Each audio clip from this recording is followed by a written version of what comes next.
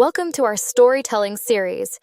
I am Flower, your dedicated narrator, and it brings me immense joy to guide you through this captivating journey into the world of stories. In each episode, we will embark on thrilling adventures, exploring fascinating tales that not only entertain, but also ignite the imagination in ways you never thought possible. The stadium lights buzzed overhead as Daniel stood at the edge of the empty track, his running shoes scuffed and worn. The cool night air brushed against his skin, but he felt heavy, rooted to the spot. In his mind, he could still hear the crowd's cheers from 5 years ago. Cheers that turned to gasps when he tripped during the national championship race, crashing into the hurdles and collapsing in defeat. The memory of that fall, the headlines calling him the runner who fell, and the endless replays on social media had haunted him ever since.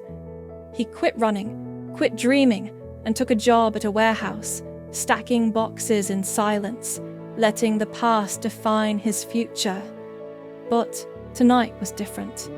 Earlier that day, Daniel's younger sister, Mia, had dragged him to a local youth track meet to watch her compete. He sat in the bleachers, trying to blend into the crowd, but his heart raced as he watched the runners fly past. Mia crossed the finish line in 3rd place, her face glowing with pride, and ran straight to him. "Why don't you run anymore, Danny?" she asked, her voice piercing through his defenses. "You used to love it." Daniel mumbled something about being too old, too slow, but Mia wasn't having it.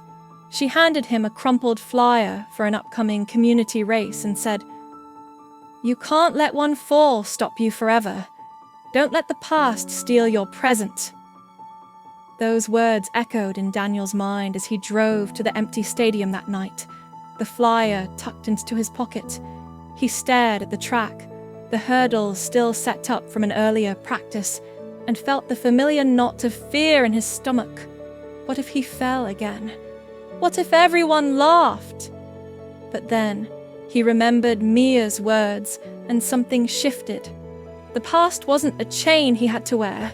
It was a shadow he could step out of. Daniel took a deep breath and stepped onto the track.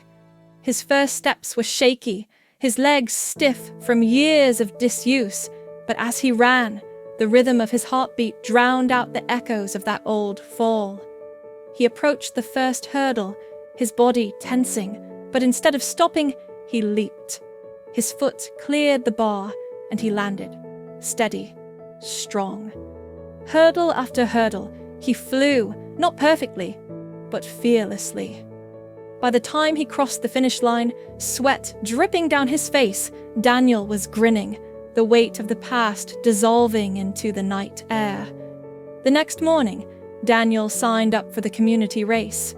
He trained every day, not to win, but to reclaim the joy he'd lost. On race day, Mia cheered from the sidelines as Daniel ran, his strides confident, his heart light.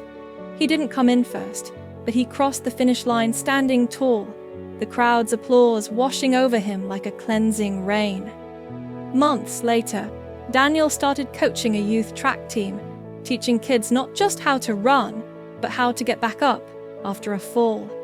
At the team's first meet, he wore a shirt with the words, "Don't let the past steal your present," printed across the chest. As his runners took their marks, Daniel looked out at the track, no longer a place of failure, but a path to freedom. The past was behind him, the future unwritten.